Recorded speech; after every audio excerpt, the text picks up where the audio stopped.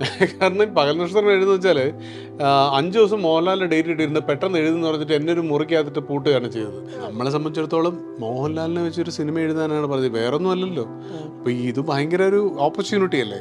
So ഇരുന്ന് എഴുതി, ആ 2 ദിവസം കൊണ്ട് എഴുതി തീർത്തു. I find comedy films to be the most difficult films to do. Brilliant ആയിട്ടുള്ള റൈറ്റേഴ്സ് ആയിരുന്നു സിദ്ദിഖ് ലാൽ, ആ കോംബോ എന്ന് പറയുന്നത്, ആ സമയത്തുള്ള പടങ്ങൾ. ഗോഡ് ഫാദറിന്റെ ക്ലൈമാക്സ്, കുക്കൂസ് നെസ്റ്റ് നമ്മൾ കാണുന്നതിനേക്കാളും ഉഗ്രനായിട്ട് താളാവട്ടെ എടുത്ത് ശരിക്കും. ജാക്ക് നിക്കോൾസിന്റെ 10 മുകളിലാണ് ഇങ്ങേരുടെ performance. If you have a perfect script, the right actors and technicians and a good producer, direction is the most enjoyable profession in the world. ഇതൊന്നും ഇല്ലെങ്കിലും direction is the most enjoyable profession in the world. Still, അല്ലെങ്കിൽ ഒരു average ആക്ട്രസിനെ കൊണ്ട് പറ്റില്ല. ഒരു unbelievably talented ആണ് Surabhi as an actor. എന്നെ പത്മ വേറൊരു പ്രൊഡ്യൂസറായിരുന്നു, സുരഭി ആണെങ്കിൽ ചെയ്യാൻ പറ്റില്ല എന്ന് പറഞ്ഞവർ. ചില സമയം പൂർണ്ണമായും ഫിനാൻഷ്യൽ ഗെയിനിന് വേണ്ടി സിനിമ ചെയ്യാറുണ്ട്, ചെയ്തിട്ടുണ്ട്. ഡയറക്ട് ചെയ്യുമ്പോൾ അഭിനയിക്കുമ്പോൾ ആ ഒരു പ്രോസസ്സ് ശരിക്കും എങ്ങനെ ഒരു ജഡ്ജ്മെന്റിൽ വരിക അവിടെ? അതാണ് ഏറ്റവും അലമ്പ പരിപാടി. നമ്മൾ തന്നെ അഭിനയിക്കേണ്ടി വരിക എന്ന് പറയുന്നത്. എനിക്ക് പിന്നെ നിവൃത്തിയില്ലാത്തതാണ്. എനിക്ക് വേറൊരു ആക്ടറെ കിട്ടാൻ വർഷങ്ങൾ കാത്തിരിക്കണമെന്നുള്ളപ്പോഴാണ് ഞാൻ അഭിനയിക്കുന്നത്. നിങ്ങൾക്ക് നോക്കിയറിയാം, ജയസൂര്യയുള്ള സിനിമകളെല്ലാം ഞാൻ ചെറിയ വേഷങ്ങൾ ചെയ്ത് മാറി നിൽക്കാറാണ് പതിവ്. ബ്യൂട്ടിഫുൾ മാത്രമേ ഉള്ളൂ ഫുൾ ലെങ്ത്, പക്ഷെ അതല്ലാതെ കഥയില്ല. ബ്യൂട്ടിഫുൾ കഴിഞ്ഞിട്ട് ഞാൻ ശ്രീനേട്ടും ഞാനും കൂടെ കുറേ ദിവസം ഇങ്ങനെ ഒരുമിച്ച് സഞ്ചരിച്ച ടൈം ഉണ്ടായിരുന്നു. ശ്രീനേട്ടനോട് ഞാൻ പറഞ്ഞു, ശ്രീനേട്ട എനിക്ക് കെ ജോർജിന് ഏറ്റവും ഇഷ്ടപ്പെട്ട മറ്റൊരു, ഞാൻ ഒരാളെ കൂടെ കണ്ടെത്തി. നമ്മളും ഒന്നും പ്രൂവ് ചെയ്തിട്ടില്ല. നമ്മൾ ഈ ലോ കോളേജ് കഴിഞ്ഞ് ഇറങ്ങി ഒരു ഇന്റർവ്യൂവിന് 250 രൂപ ശമ്പളം കിട്ടും. മഞ്ഞുമൽ ബോയ്സ് എന്ന് പറഞ്ഞ സിനിമയിൽ നമ്മുടെ സലിമേട്ടൻ്റെ മോൻ അവിടെ ഇരിക്കുന്ന ഷോട്ടുകൾ, ഇവരിൽ നിന്ന് മാറി അവിടെ ഇപ്പൊ പറയുമ്പം ഒരാള് കുഴിക്കകത്ത് പോയി, കുറെ ഫ്രണ്ട്സ് വെളിയിലുണ്ട്, ഇത്രയല്ലേ ഉള്ളൂ, അപ്പൊ ലാഗാവൂലേ എന്ന് ചോദിക്കാം. പക്ഷെ അവിടെയാണ് ഈ ചിദംബരത്തിന്റെ ബ്രില്യൻസ്.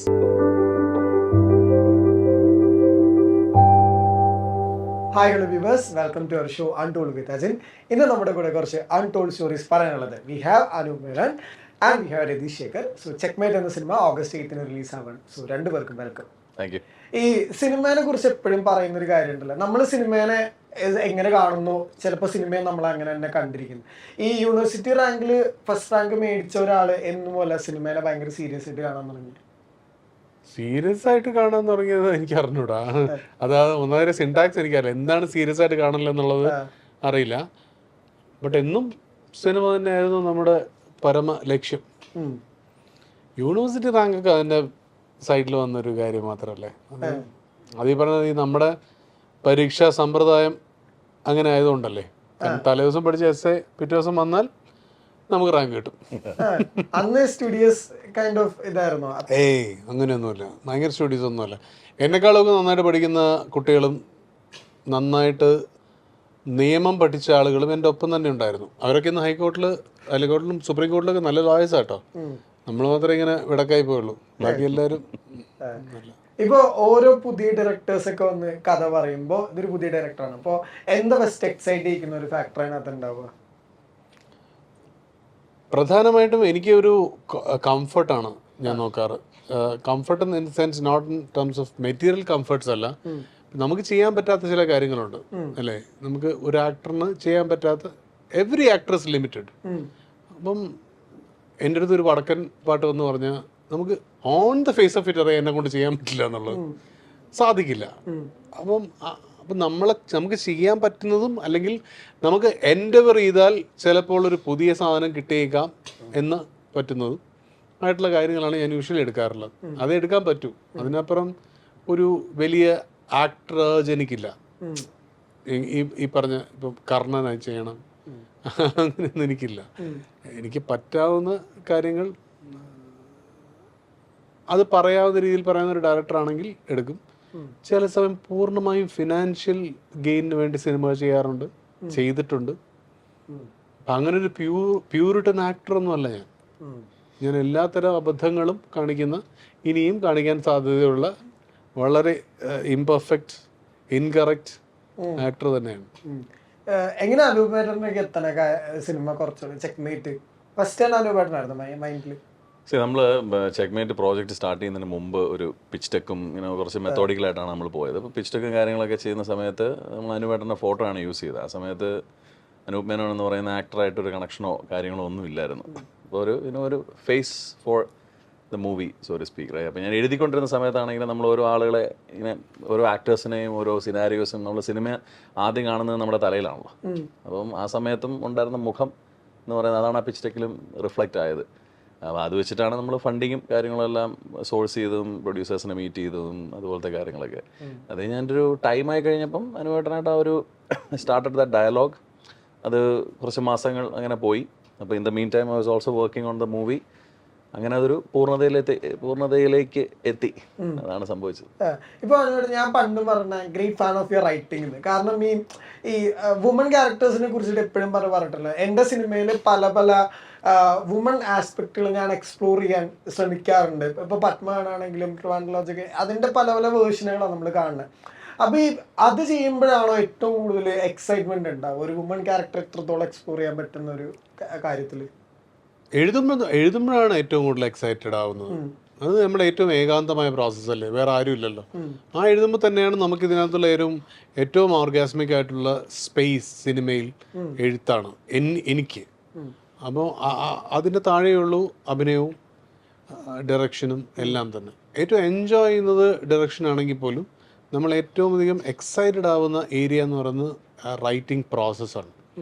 അപ്പോൾ അത് ഈ പറഞ്ഞ സ്ത്രീ കഥാപാത്രങ്ങൾ മാത്രമല്ല, ഒരു നല്ല ഡയലോഗ് കിട്ടുമ്പോൾ, ഒരു നല്ല കഥാസന്ദർഭം കിട്ടുമ്പോൾ, വളരെ ഇൻകോൺസിക്വൻഷ്യൽ എന്ന് നമ്മൾ വിചാരിക്കുന്ന കഥാപാത്രങ്ങളെ, സമൂഹത്തിൽ നമ്മൾ കാണുന്ന ക്യാരക്ടേഴ്സിനെ എടുത്ത് മുൻ പറഞ്ഞ പോലെ ദേവി അജിത്തിൻ്റെ ട്രിവാൻഡ്രോളജിലെ ക്യാരക്ടറിൻ്റെ പ്ലേസ്മെൻറ്റ്, അല്ലെങ്കിൽ അവളുടെ ഭർത്താവ് വരുന്ന ജോജു, ഈവൻ ബ്യൂട്ടിഫുള്ള ജോജുവിൻ്റെ ക്യാരക്ടർ, ഇപ്പം കാലിഫോർണിയയിൽ എയർപോർട്ട് ജിമ്മി എന്നുള്ള ക്യാരക്ടറും, അതേപോലെ അതിന് നേരെ ഓപ്പോസിറ്റ് മറ്റേ തീവ്രവാദി സംഘടന ഉണങ്ങാൻ നിൽക്കുന്ന നന്ദുവിൻ്റെ ക്യാരക്ടറും, ഇതൊക്കെ നമ്മൾ എക്സൈറ്റ് ചെയ്യിക്കുന്ന സ്പേസുകളാണ്. ഒരു ചെറിയ ലാക്കുനൈസ് ആണത്, ക്രിയേറ്റീവ് ലാക്കുനൈസ് എന്ന് പറയുന്നത്. അത് സോ ഒരു ഫീമെയിൽ ക്യാരക്ടറിനെ എക്സ്പ്ലോർ ചെയ്യുന്നതിനപ്പുറം I would like to explore a scenario. ഒരു സീനിനെയാണ് നമ്മൾ, അല്ലെങ്കിൽ മൊമെന്റ്സിനെയാണ് നമ്മൾ ഉണ്ടാക്കുന്നത്. മോർ ദാൻ സ്റ്റോറി ടെല്ലിംഗ് ആണ്. അതെ, അത് എക്സൈറ്റ് ചെയ്യുന്ന സ്റ്റോറി ടെല്ലിംഗ് ആണ്. പക്ഷെ അപ്പോഴും ഈ ചിലരെ മനസ്സിൽ കണ്ടെഴുതുമ്പോൾ ഉള്ളൊരു ഫീൽ ഉണ്ടല്ലോ. ഇപ്പൊ പല നക്ഷത്രങ്ങൾ എന്ന് പറയുമ്പോൾ ഈ മോഹൻലാൽ എന്നൊരു നടനെ ഭയങ്കര അധികം പോളിഷ് ചെയ്ത് നമുക്കറിയാം പുള്ളി തൊടാത്ത റേഞ്ചുകൾ അന്ന് മലയാള സിനിമയിൽ ഇല്ല ആ ഒരു ടൈമിൽ. ഇപ്പൊ ഡോൺ ആണെങ്കിലും ഡോൺ ക്യാരക്ടേഴ്സ്, അല്ലെങ്കിൽ വളരെ സാധാരണഗതിയിൽ നിന്ന് വരുന്ന നേതാവ്, അപ്പൊ അങ്ങനെയൊക്കെ. അപ്പോൾ എന്താ ശരിക്കും മൈൻഡിൽ വരിക? ഒരു സൂപ്പർ സ്റ്റാർ വരുമ്പോഴത്തേക്കും അതിന്റെ pressure barrier as A writer? എനിക്ക് അതിനകത്ത് പ്രഷർ ബാരിയർ എന്ന് പറയുന്ന കാര്യമില്ല. കാരണം വെച്ചാൽ എനിക്ക് പ്രഷർ അടിക്കാനുള്ള സമയം കിട്ടിയില്ല. കാരണം പകൽ നക്ഷത്രം എഴുതുന്ന വെച്ചാൽ 5 ദിവസം മോഹൻലാലിൻ്റെ ഡേറ്റ് ഇട്ടിരുന്ന് പെട്ടെന്ന് എഴുതുന്ന പറഞ്ഞിട്ട് എന്നെ ഒരു മുറിക്കകത്തിട്ട് പൂട്ടുകയാണ് ചെയ്തത് രാജീവേട്ടൻ. അതാണ് അവിടെ സംഭവിച്ചത്. അപ്പം അപ്പുറത്തെ റൂമിൽ രഞ്ജേട്ടനും ജയരാജേട്ടനും ഉണ്ട്, ഗുൽമോഹർ എന്ന സിനിമയുടെ ഇതുമായിട്ട്. ഞങ്ങൾ തിരക്കഥയുടെ എനിക്ക് തോന്നുന്നു 2 ഷെഡ്യൂൾ ചെയ്ത് കഴിഞ്ഞ് ഇരിക്കുന്ന സമയമാണ്. അപ്പോൾ ഇതിനകത്ത് കയറി, അപ്പോൾ നമ്മളെ സംബന്ധിച്ചിടത്തോളം മോഹൻലാലിനെ വെച്ചൊരു സിനിമ എഴുതാനാണ് പറഞ്ഞത്, വേറൊന്നും അല്ലല്ലോ. അപ്പോൾ ഇത് ഭയങ്കര ഒരു ഓപ്പർച്യൂണിറ്റി അല്ലേ. സോ എഴുതി ആ 2 ദിവസം കൊണ്ട് എഴുതി തീർത്തു. അപ്പം എഴുതി ഒരു 1 ലൈനാണ്, ഫുൾ സ്ക്രിപ്റ്റ് അല്ല, ഒരു സീൻ ഓർഡർ എഴുതിർത്ത് വെളിയിൽ വന്നപ്പം ജയരാജേട്ടനും രഞ്ജിയേട്ടനും അപ്പുറത്തെ റൂമിലുണ്ട്. എന്ത് പരിപാടി? ഞാൻ പറഞ്ഞു, ചേട്ടാ ഒരു സ്ക്രിപ്റ്റ് എഴുതി തീർത്താ, നീ ഇന്നലെ എൻ്റെ ഉള്ളിൽ പോയത്. അങ്ങനെ സംഭവിച്ചതാണത്. അപ്പം ലാലേട്ടന് 5 ദിവസമേ ഉള്ളൂ. അപ്പം ലാലേട്ടന് 5 ദിവസത്തിനുള്ളിൽ എങ്ങനെ ലാലേട്ടനെ നമുക്ക്, അപ്പം ലാലേട്ടനെ നിങ്ങൾ ശ്രദ്ധിച്ചാൽ അറിയാം, കംപ്ലീറ്റ് സീക്വൻസ് ആ റൂമിനകത്താണ്. അതിനകത്താണ് മൂപ്പരുടെ എല്ലാം. പിന്നെ 2-3 ക്ലബ്ബ്, ട്രിവാൻഡ്രം ക്ലബ്ബ് ഉള്ള ആ സീക്വൻസ്, പിന്നെ കടപ്പുറത്ത് കുറച്ച് നടത്തങ്ങളും, ബാക്കി എല്ലാം വിസ്മയ സ്റ്റുഡിയോയ്ക്കകത്ത് ഷൂട്ട് ചെയ്ത സീക്വൻസാണ്. സോ അതിനകത്ത് പ്രഷർ ഇല്ല. പ്രഷർ അടിക്കാൻ സമയം ഉണ്ടെങ്കിൽ പ്രഷർ അടിക്കാൻ സമയമില്ല, പെട്ടെന്ന് തന്നെ ഷൂട്ടിങ് തുടങ്ങി. പിന്നെ എപ്പോഴെങ്കിലും ഇത്രയും ടോപ്പിക്കുകൾ വന്നിട്ടുണ്ടോ? മറ്റേ ഇന്ന ദിവസത്തിനുള്ളിൽ ഇന്ന സ്ക്രിപ്റ്റ് തീർക്കുക, അങ്ങനെ എല്ലാം അങ്ങനെ തന്നെയാണ്. കാലിഫോർണിയ അതേപോലെയാണ്. കാലിഫോർണിയ ഞാൻ ബാങ്കിങ് അവേഴ്സ് ഷൂട്ട് ചെയ്തുകൊണ്ടിരിക്കുമ്പോഴാണ് കാലിഫോർണിയ നമ്മൾ കമ്മിറ്റ് ചെയ്ത് പോയി പൈസയും വാങ്ങിച്ചു. അപ്പം ജയന്റെ ഡേറ്റ് 15 ദിവസമേ ഉള്ളൂ. അതിന് കഴിഞ്ഞ് അവന് മുംബൈ പോലീസിന് പോകണം. ഞാനൊന്നും എഴുതിയിട്ടില്ല ആ സമയത്ത്. ബാങ്കിങ് അവേഴ്സ് ഷൂട്ടിങ് കഴിഞ്ഞിട്ടില്ല.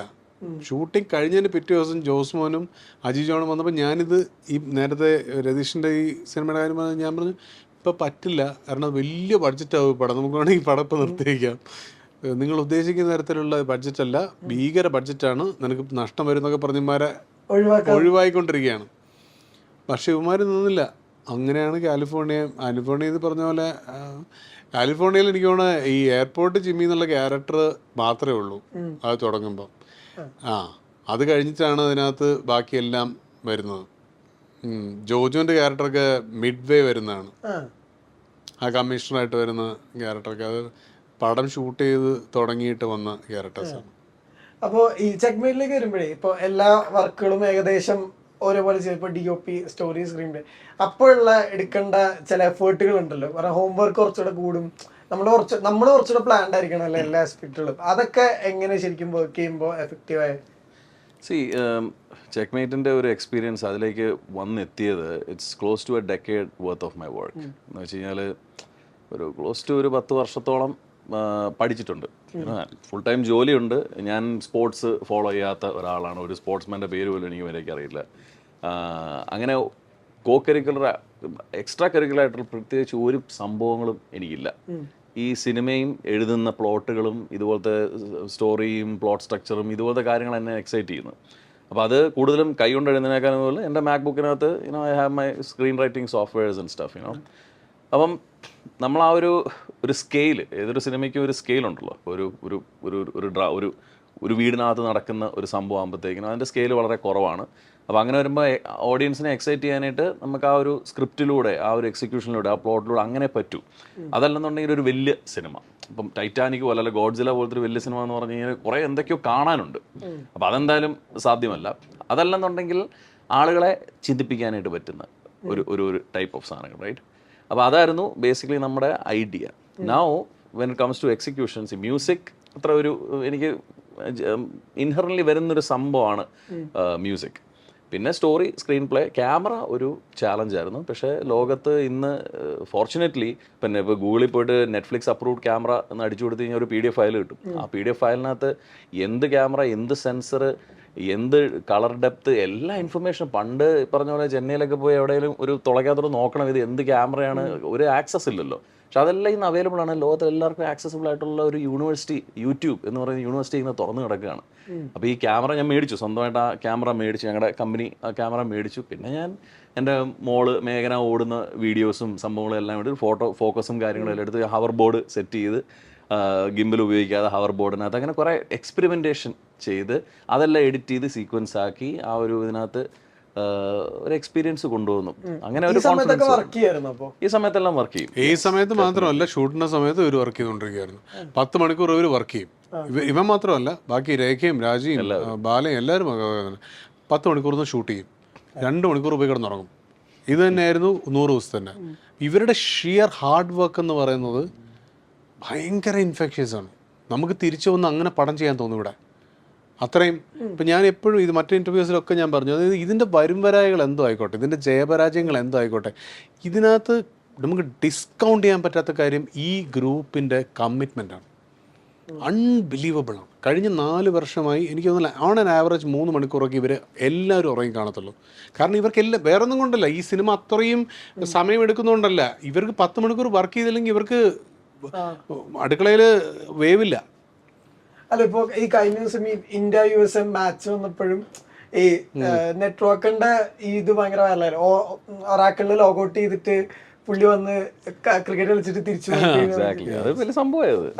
അപ്പൊ അങ്ങനെയായിരുന്നു ശരിക്കും ആക്ച്വലി നിങ്ങൾ ലോഗൗട്ട് ചെയ്തിട്ട്? തീർച്ചയായും അത് തന്നെയാണ് സംഭവിച്ചത്. ഇവര് കുറച്ചുപേര് വർക്ക് ചെയ്യുമ്പം മറ്റ് കുറച്ചുപേര് പോയിട്ട് ഇവര് കമ്പ്യൂട്ടർ ലോഗിൻ ചെയ്ത് അവർ ആ ജോലി തീർക്കും. എന്നിട്ട് അവർ വരുമ്പം ഇവർ അടുത്ത ഗ്രൂപ്പ് കയറും. അൺബിലീവബിൾ വർക്ക് എത്തിക്കാണ് ഇവരുടെ.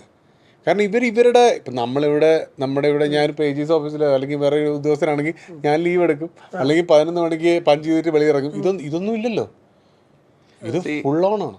ഈ project to be honest with you, it's not driven by logic. നമുക്ക് ലോജിക്കലി ഇതുപോലൊരു കാര്യം ചെയ്യാൻ പറ്റില്ല.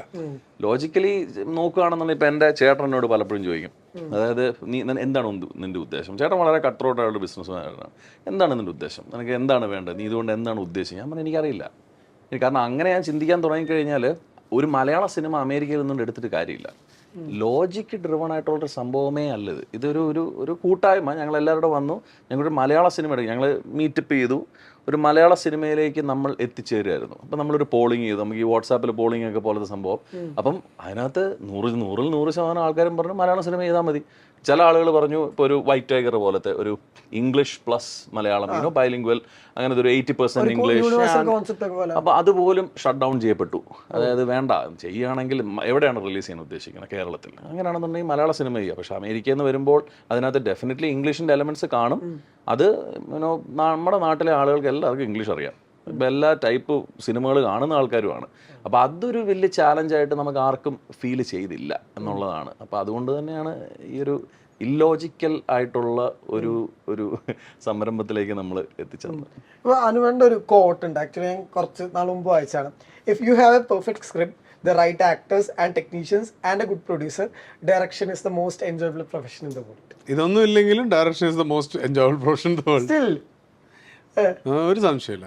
That is the most enjoyable thing, to make actors work, to see a scene unfurl in front of you, a scene, especially a scene which you have written. അത് നമ്മുടെ മുന്നിൽ actors വഴി, ഇപ്പം പത്മയിൽ ലാസ്റ്റ് സുരഭി നടന്ന് മിററിൻ്റെ അവിടേക്ക് വരുന്ന ഷോട്ട് ഒരു single ഷോട്ടാണ്. സുരഭിയെ പോലെ ഒരു ഫാൻറ്റാസ്റ്റിക് ആക്ടറിനല്ലാതെ ക്യാരി ഓഫ് ചെയ്യാൻ പറ്റില്ല. ഫസ്റ്റ് ടേക്കാണ്. സുരഭി സ്റ്റെപ്പിൻ്റെ അവിടെ നിന്ന് നടന്ന് ആ മുറി അത്രയും നടന്ന് അവളെ ജിമ്പിൽ നമ്മൾ ഫോളോ ചെയ്ത് ബാക്കിൽ വന്ന് ആ മിററിൽ വന്ന് അവൾ ഈ ആടയാഭരണങ്ങളെല്ലാം അഴിച്ച് അവളുടെ ലിപ്സ്റ്റിക്ക് തുടച്ച് മുടി അഴിച്ചിട്ട് ലാസ്റ്റ് കരഞ്ഞ് പിന്നീട് ചിരിക്കുന്ന മുഖം വരെ ഒറ്റ ഷോട്ടാണ്. അപ്പോൾ ഇത് നമ്മൾ എഴുതുമ്പോൾ നമ്മളത് കട്ട് ഷോട്ടുകളും സംഭവങ്ങളും ഒക്കെ ആയിട്ട് പ്ലാൻ ചെയ്തെങ്കിലും നമ്മളത് ഷൂട്ട് ചെയ്യുമ്പോൾ നമുക്ക് ആ സമയത്ത് തോന്നുന്നൊരു കാര്യമാണ് ലെറ്റ് us മേക്ക് ഇറ്റ് വളരെ ഓർഗാനിക്. അവളാണെങ്കിൽ നമുക്കൊരു പുതിയ ആക്ട്രസിനെ കൊണ്ട് പറ്റില്ല, അല്ലെങ്കിൽ ഒരു ആവറേജ് ആക്ട്രസിനെ കൊണ്ട് പറ്റില്ല. ഒരു അൺബിലീവബിളി ടാലൻറ്റഡ് ആണ് സുരഭി ആസ് എൻ ആക്ടർ. എന്നെ പത്മ വേറൊരു പ്രൊഡ്യൂസറായിരുന്നു, സുരഭി ആണെങ്കിൽ ചെയ്യാൻ പറ്റില്ല എന്ന് പറഞ്ഞവർ. That is why I produce the film, because എനിക്ക് അവളെ അല്ലാതെ വേറെ ഒരാളെ അതിനകത്ത് കാണാൻ പറ്റില്ല. ആൻഡ് അതല്ലെങ്കിൽ ആ സിനിമ ജസ്റ്റിഫൈഡ് അല്ല. ഈ അങ്ങനത്തെ ആ ഒരു എക്സലൻസ് ഉള്ള ഒരു ആക്ട്രസ് അല്ലെങ്കിൽ ഇറ്റ് ഈസ് നോട്ട് ജസ്റ്റിഫൈഡ്. ചെക്ക്മേറ്റിനകത്ത് തന്നെ ഇപ്പം 3 സീനുകൾ എനിക്ക് എടുത്തു പറയാം. അത് 100% കോൺഫിഡൻസിൽ പറയുന്ന 3 സീനുകളാണ്. 2 സീൻ അനുവേട്ടനും രേഖയും രാജിയും തമ്മിലുള്ള, പിന്നെ ഒരു ലാൽ സാറിൻ്റെ ഒരു സീനും. അതിനകത്ത് ഒരു ആർഗ്യുമെൻറ്റ് സീൻ, റൈറ്റ്, എല്ലാം ഫസ്റ്റ് ടേക്സ് ആണ്. അനുവേട്ടൻ ഈ 2 സീനും ചെയ്ത ഫസ്റ്റ് ടേക്കാണ്. അതൊരു സ്റ്റാൻഡിങ് ഓവേഷൻ ആയിരുന്നു. 2 ഫസ്റ്റ് ടേക്ക്, ഒരു ആർഗ്യുമെൻറ്റ് സീനും പിന്നെ ഒരു ഡിന്നർ സീനും. അത് ഡെഫിനറ്റ്ലി അതിൻ്റെ ഒരു ക്ലിപ്പിങ്ങും സംഭവങ്ങളൊക്കെ ചിലപ്പോൾ ഈ സിനിമ അറിയപ്പെടാൻ പോകുന്നതിന് വെച്ചാൽ നമുക്ക് വളരെ ഫേമസ് ആയിട്ടുള്ള എത്രയോ സിനിമകൾ ഇന്ന് അറിയപ്പെടുന്നത് അതിലെ ഗാനങ്ങളിലൂടെയാണ്, അല്ലെങ്കിൽ ചില സീനുകളിലൂടെയാണ്, അല്ലെങ്കിൽ ചില കോമഡികളിലൂടെയാണ്. അല്ല, ഇപ്പം ജഗതി ചേട്ടൻ്റെ കഴിഞ്ഞ ദിവസത്തെ ഒരു രീതി ഞാൻ കാണുമായിരുന്നു. ഒരു മഴയത്ത് ഇങ്ങനെ ഇരിക്കുന്നു, ഇങ്ങനെ വെള്ളമടിച്ചിരിക്കാൻ എന്തൊരു സുഖം എന്ന് പറയുന്നത്. അപ്പം ചില സീനുകളായിരിക്കും. പിന്നെ ലാൽ സാറിൻ്റെ ഒരു മോണോലോഗ് ഉണ്ട്. അപ്പം ചെക്ക്മേറ്റ് എന്ന് പറയുന്ന സിനിമ ടെക്നിക്കലി സ്പീക്കിംഗ് അറിയപ്പെടാൻ പോകുന്നത് ചിലപ്പോൾ ഈ 3-4 സീനുകളിലും പിന്നെ കൺമണി സോങ്ങിലും മാത്രമായിരിക്കും. ആ ഒരു കാര്യത്തിൽ കോൺഫിഡൻസ് ഉണ്ട്. ഇപ്പോൾ അത് പറയുമ്പോൾ ഇപ്പോൾ ഈ അതിനകത്ത് അഭിനയിക്കുമ്പോൾ, ഡയറക്റ്റ് ചെയ്യുമ്പോൾ, സ്വയം അഭിനയിക്കുമ്പോൾ ആ ഒരു പ്രോസസ്സ് ശരിക്കും എങ്ങനെ ഒരു ജഡ്ജ്മെന്റിൽ വരിക അവിടെ? അതാണ് ഏറ്റവും അലമ്പ പരിപാടി. നമ്മൾ തന്നെ അഭിനയിക്കേണ്ടി വരിക എന്ന് പറയുന്നത്. എനിക്ക് പിന്നെ നിവൃത്തിയില്ലാത്തതാണ്. എനിക്ക് വേറൊരു ആക്ടറെ കിട്ടാൻ വർഷങ്ങൾ കാത്തിരിക്കണമെന്നുള്ളപ്പോഴാണ് ഞാൻ അഭിനയിക്കുന്നത്. അല്ലാതെ ഞാൻ എൻജോയ് ചെയ്യുന്ന പ്രോസസ്സൊന്നുമല്ല ഡയറക്റ്റ് ചെയ്തുകൊണ്ട് അഭിനയിക്കുക എന്ന് പറയുന്നത്, അല്ലെങ്കിൽ എഴുതിയിട്ട് അഭിനയിക്കുക എന്ന് പറയുന്നത്. നിങ്ങൾക്ക് നോക്കിയറിയാം, ജയസൂര്യയുള്ള സിനിമകളെല്ലാം ഞാൻ ചെറിയ വേഷങ്ങൾ ചെയ്ത് മാറി നിൽക്കാറാണ് പതിവ് പണ്ട്. ബ്യൂട്ടിഫുൾ മാത്രമേ ഉള്ളൂ ഫുൾ ലെങ്ത്, പക്ഷെ അതല്ലാതെ കഥയില്ല. അതുകൊണ്ടാണ്. അല്ലെങ്കിൽ ട്രിവാൻഡ്രം ലോഡ്ജിലൊക്കെ ഞാൻ ആകെ 3 സീനിൽ മാറ്റേ ഉള്ളൂ. അതിൽ കാലിഫോർണിയയിൽ 1 സീനോ 1-2 സീനേ ഉള്ളൂ. സോ ഒട്ടും എൻജോയ് ചെയ്യുന്ന പ്രോസസ്സ് അല്ല അത്. പക്ഷെ നമുക്ക് വേറെ ആക്ടർ നമുക്കില്ല. വേറെ ഓപ്ഷൻ ഉണ്ടായിരുന്നു അപ്പോൾ ആദ്യമൊക്കെ? പത്മയ്ക്ക് വേറൊരു ആക്ടർ നിങ്ങൾ തിങ്ക് ഇപ്പോൾ നിങ്ങൾ സിനിമ കാണുന്ന ആളല്ലേ, നമുക്ക് വേറെ ആരെ കാസ്റ്റ് ചെയ്യാം അതിനകത്ത്? വെറുതെ ഒരു ഓപ്ഷൻ പറയും. ഇത്രയും ചിന്തിക്കേണ്ടി വരുന്നിടത്താണ് ഞാൻ ഇതിനകം ഒരു പടം ചെയ്യും. അതാണ് വിഷയം. അതുകൊണ്ടാണ് നമുക്ക് ഞാൻ അത്തരം. അപ്പോൾ ഇനിയുള്ള സിനിമകൾ എനിക്ക് വേറെ ആക്ടേഴ്സിനെ വെച്ച് വർക്ക് ചെയ്യാനാണ് എനിക്ക് താല്പര്യം. അത് നമ്മൾ എൻജോയ് ചെയ്യുന്നത്. പലരും വിചാരിക്കും ഇത് ഇയാൾ എഴുതി, ഇയാൾ തന്നെ അഭിനയിച്ച്, ഇയാൾ ഡയറക്റ്റ്.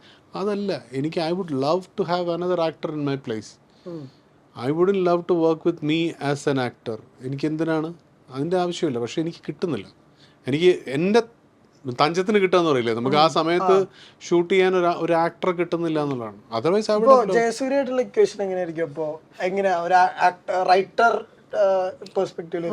ഭയങ്കര കംഫർട്ടബിൾ ആണ്. ജയൻ ഒരു ക്യാരക്ടറിന്, പക്ഷെ ജയസൂര്യയുടെ ഒരു കൈൻഡ് ഓഫ് ക്യാരക്ടർ അല്ല പത്മയിലെ ക്യാരക്ടർ. മനസ്സിലായി. അതുകൊണ്ടാണ്. അപ്പം അത് അങ്ങനെ ഇങ്ങനെ ആലോചിച്ചിട്ട് എനിക്ക് അങ്ങനെ ഒരു വേറൊരു റീപ്ലേസ്മെന്റ് എന്ന് പറയാൻ എനിക്ക് ഉണ്ടെങ്കിൽ തന്നെയും നമുക്ക് അവർക്ക് വേണ്ടി ഒരു 1.5 വർഷം എല്ലാവരും കാത്തിരിക്കണം.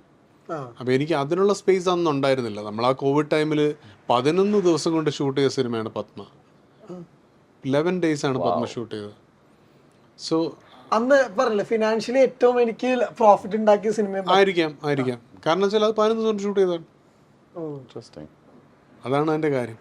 മറ്റൊരാൾക്ക് വേണ്ടി നമ്മൾ വെയിറ്റ് ചെയ്ത് പിന്നെ അയാൾക്കുള്ള ഭീമമായ കാശ് കൊടുത്ത് ഇതൊക്കെ ചെയ്യുമ്പോൾ ചിലപ്പോൾ പടം എനിക്ക് പണി വന്നേനെ.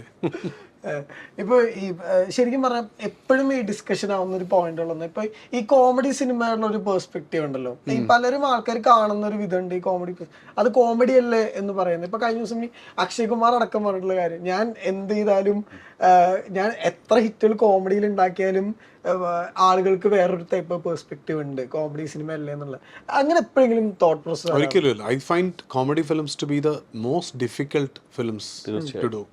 Most difficult area. എൻ്റെ ഏറ്റവും ഫേവറേറ്റ് സിനിമ ഉള്ള ഒന്നാണ് ആംഗ്രി ബേബീസ്. എനിക്ക് ഭയങ്കര ഇഷ്ടമാണ് ആ പടം.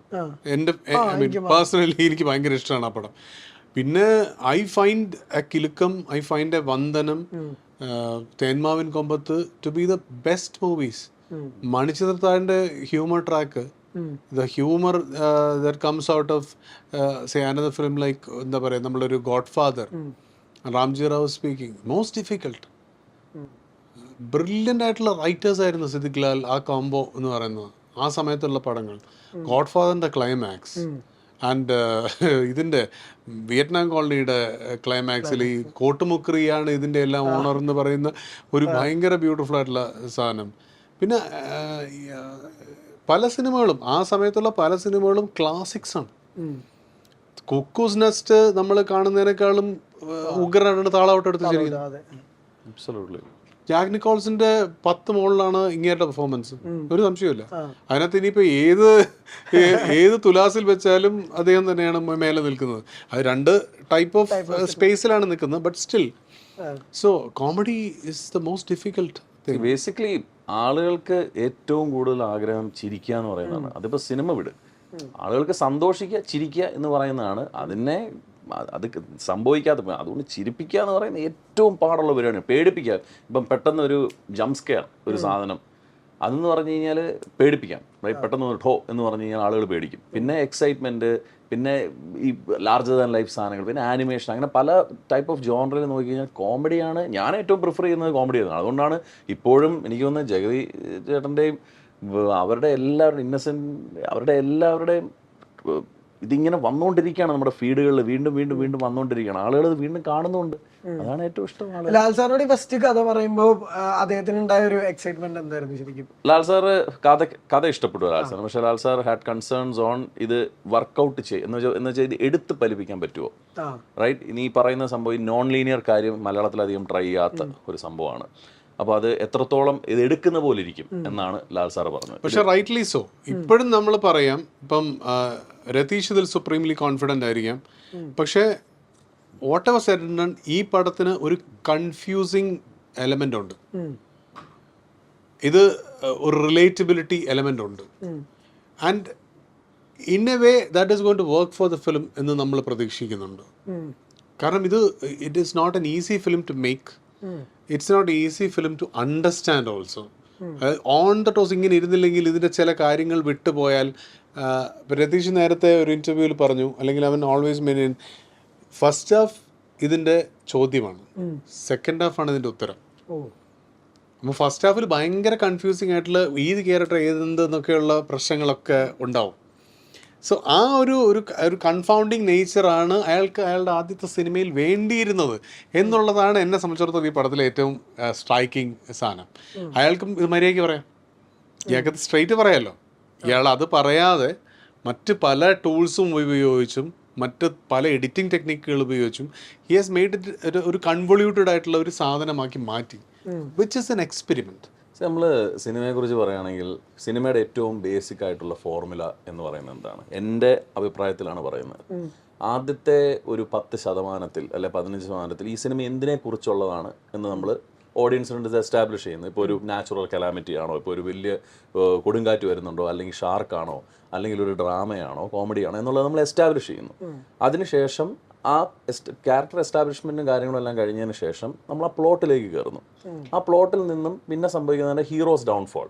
അതിപ്പം ഹീറോസ് ഡൗൺഫോൾ എന്ന് പറയുമ്പം രജനീകാന്ത് മറ്റേ ഭാഷയിലുള്ള കംപ്ലീറ്റ് എല്ലാം താഴെ അടിച്ച് തീട് കിടക്കണം. പിന്നെ അത് കഴിഞ്ഞിട്ടുള്ള പ്ലോട്ട് എന്ന് പറഞ്ഞാൽ ആ ഹീറോ ആ പ്രശ്നത്തിൽ നിന്ന് എങ്ങനെ റിക്കവർ ചെയ്യുന്നു, അതിപ്പോൾ കാട്ടിലൊരു കരടിയാണെങ്കിൽ എങ്ങനെ ആ കരടിയെ കൊല്ലുന്നു എന്നുള്ള ഇതാണ് ബേസിക് ആയിട്ടുള്ള ഫോർമുല.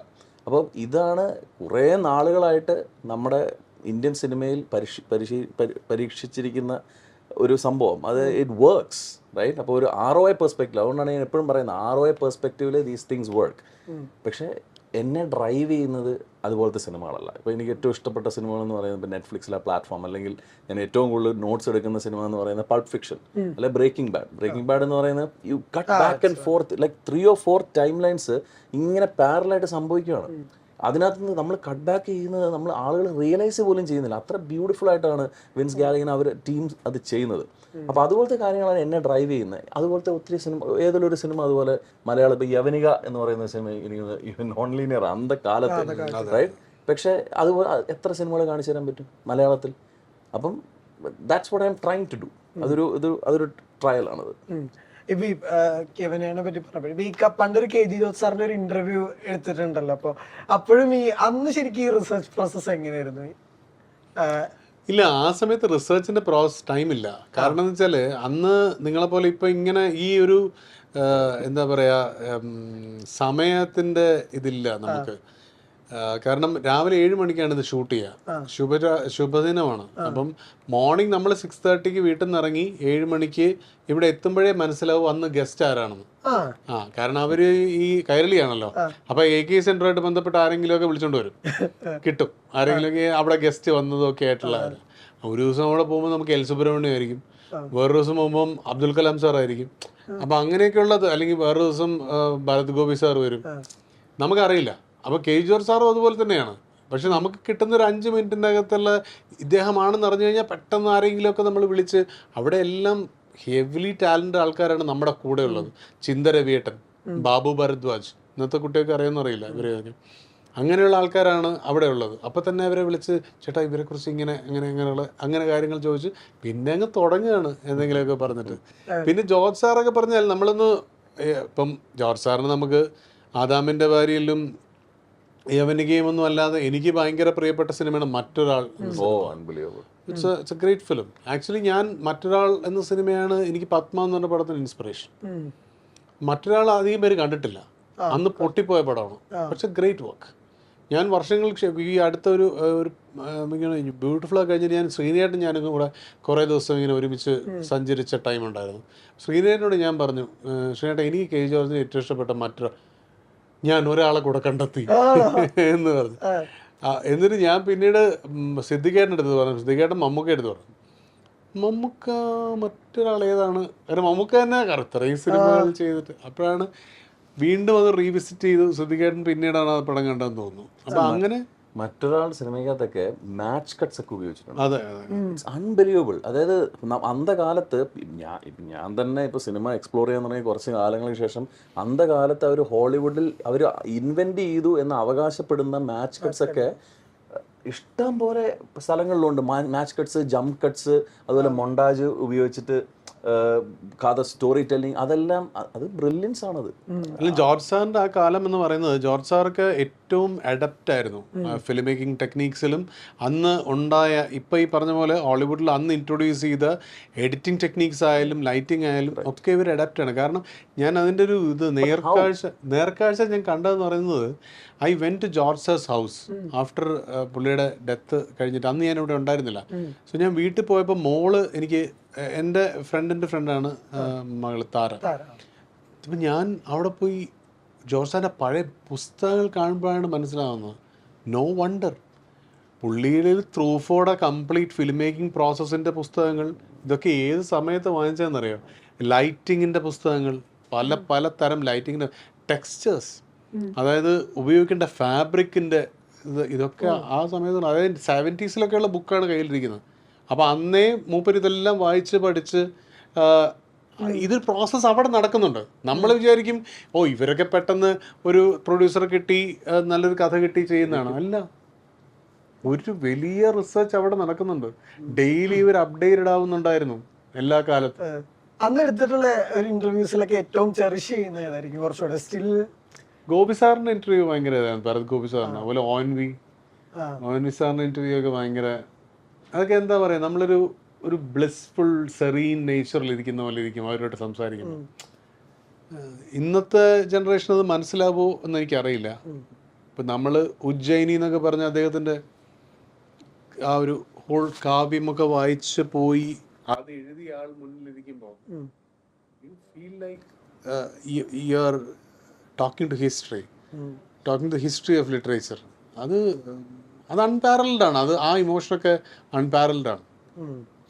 അങ്ങനെ അദ്ദേഹമുണ്ട്. എൽ സുബ്രഹ്മണ്യമായിട്ടുള്ള ഇൻ്റർവ്യൂ ഭയങ്കര ഇതായിരുന്നു. എൽ സുബ്രഹ്മണ്യം കാരണം എനിക്ക് അദ്ദേഹത്തെക്കുറിച്ച്, എനിക്ക് വയലിനെ കുറിച്ച് അങ്ങനെ വലിയ ധാരണ അന്നുമില്ല ഇന്നുമില്ല.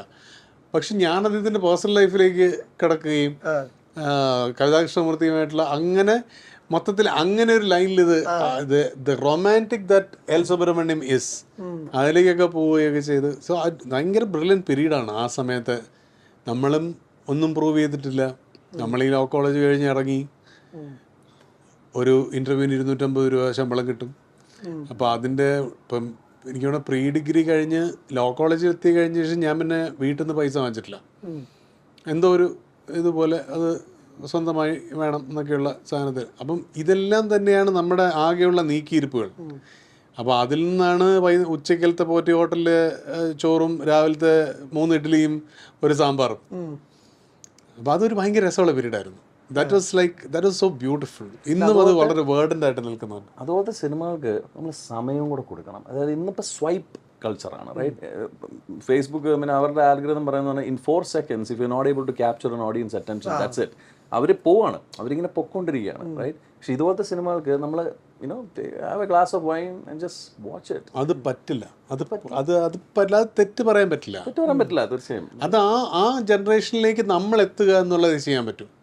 ആ സ്വൈപ്പിങ്ങിലേക്ക് നമ്മൾ എത്തിയില്ലെങ്കിൽ നമ്മൾ പിന്നിലിരിക്കും, അത്രേ ഉള്ളൂ. അറ്റൻഷൻ സ്പാൻ പോവാണ്.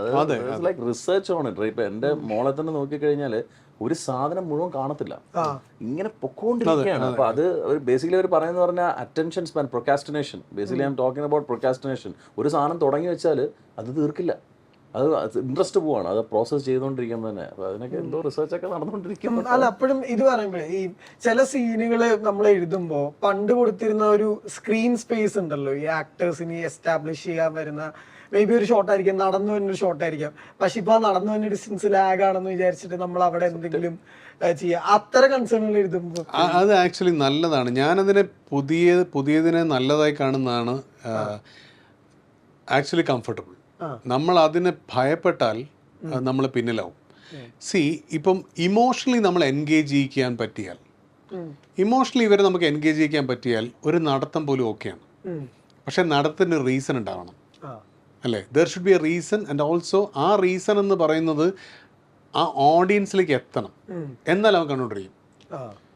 ഇപ്പം ഫോർ ഇൻസ്റ്റൻസ് മഞ്ഞുമൽ ബോയ്സ് എന്ന് പറഞ്ഞ സിനിമയിൽ നമ്മുടെ സലിമേട്ടൻ്റെ മോൻ അവിടെ ഇരിക്കുന്ന ഷോട്ടുകൾ, ഇവരിൽ നിന്ന് മാറി അവിടെ അപ്പം നമുക്കറിയാം ഈ ഇരിക്കുന്നതും അവിടെയുള്ള അയാളുടെ വീണ്ടും വീണ്ടും ആ ഷോട്ടുകൾ കാണിക്കുന്നതും അവസാനം എന്തോ ഒന്ന് കൊളുത്താനാണെന്ന് ആസ് എ റൈറ്റർ നമുക്കറിയാം. Setup and pay of. അപ്പം അത് ഇമോഷണലി എൻഗേജിങ് ആക്കി കഴിഞ്ഞാൽ, ഇപ്പം പറയുമ്പം ഒരാൾ കുഴിക്കകത്ത് പോയി, കുറേ ഫ്രണ്ട്സ് വെളിയിലുണ്ട്, ഇത്രയല്ലേ ഉള്ളൂ, അപ്പം ലാഗാവൂലേ എന്ന് ചോദിക്കാം. പക്ഷെ അവിടെയാണ് ഈ ചിദംബരത്തിൻ്റെ ബ്രില്യൻസ്, അല്ലേ? അയാൾ ഓരോ ക്യാരക്ടേഴ്സിനെയും ബിൽഡ് ചെയ്ത് എന്തിനാ പോലീസ് സ്റ്റേഷൻ സീൻ കാണിച്ചു എന്ന് പിന്നീട് ചോദിച്ചാൽ അതിനുണ്ട് കാരണം. So emotionally if you are engaging the audience ഇത് പ്രശ്നമല്ല. അതല്ലാതെ വരുമ്പോഴാണ് ഇത് ലാഗ് എന്ന് പറയുന്നത്. അപ്പോൾ ആ പുതിയ തലമുറയിലേക്ക് നമ്മൾ മനസ്സിലാക്കുന്നു ആ സ്വൈപ്പിംഗ് എന്തുകൊണ്ട് സംഭവിക്കുന്നു. അവന് ഇൻട്രസ്റ്റ് ഇല്ലെങ്കിൽ അവന് ബെറ്റർ ഇൻട്രസ്റ്റ് ഉള്ള സാധനം ഇപ്പം താഴെ കിടപ്പുണ്ട്. അപ്പോൾ യു ബെറ്റർ ബി ഗുഡ് ആ അല്ലേ? അപ്പോൾ ഇനി വരാൻ പോകുന്ന സിനിമകളുണ്ടല്ലോ, റൈറ്റിംഗ് പണിപ്പുരയിലിരിക്കുന്ന ചില സിനിമകളുണ്ട്. അപ്പോൾ അതിനെക്കുറിച്ചുള്ള എന്തെങ്കിലും അപ്ഡേറ്റ് പറയാറുള്ളത് സ്റ്റേജിലേക്ക് ആയിട്ടുണ്ടോ? ആക്ച്വലി ഇല്ല, ഒരെണ്ണം 40-കാരൻ്റെ 20-കാരിയാണ്, അതുണ്ടാവും. അല്ലാതെ വലിയൊരു സിനിമയുണ്ടോ ഞാൻ പറയാം ആയിട്ടില്ല. അപ്പോൾ എല്ലാവിധ ആശംസകളും നേരാണ്. ഓഗസ്റ്റ് 8 ചെക്ക്മേറ്റ് തിയേറ്ററിലേക്ക് എത്താണ്. അപ്പോൾ thank you for the time. Thank you so much. Thank you.